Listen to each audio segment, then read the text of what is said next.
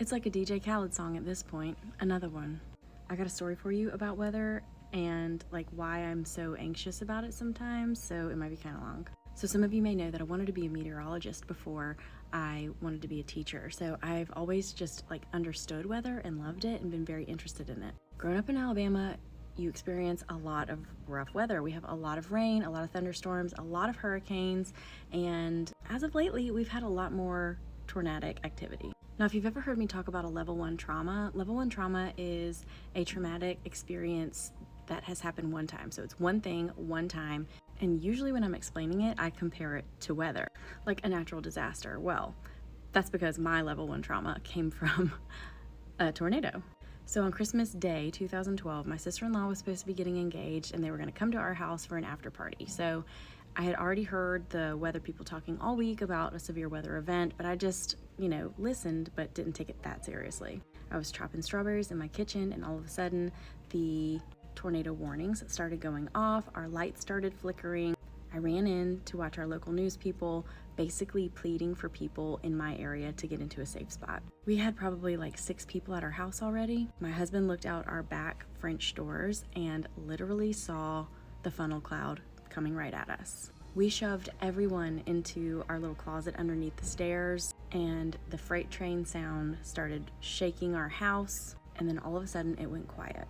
We walked outside and looked in our backyard. Our neighbor in the back, their roof was completely ripped off. We looked across the street. There was a high school kind of catty corner to us, completely destroyed. The tornado literally jumped over our house.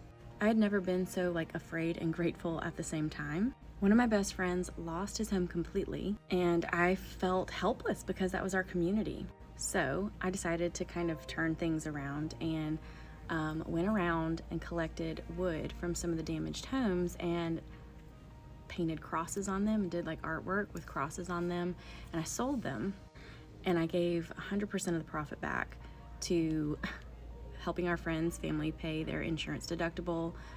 We donated some money to replace a roof on a church. I reached out and asked the community who might need help the most, and a lot of people selected this one person, and we donated money to help her fix her house. It was a whirlwind. It was my first year teaching. It's not like I wasn't busy, but here I was spending every waking moment painting crosses on wood. I got really sweet letter from the governor saying thank you for doing it. So now every time severe weather comes around, it brings me back to that flashback of craziness and chaos and how devastated our little neighborhood was, but also the things that I got myself into.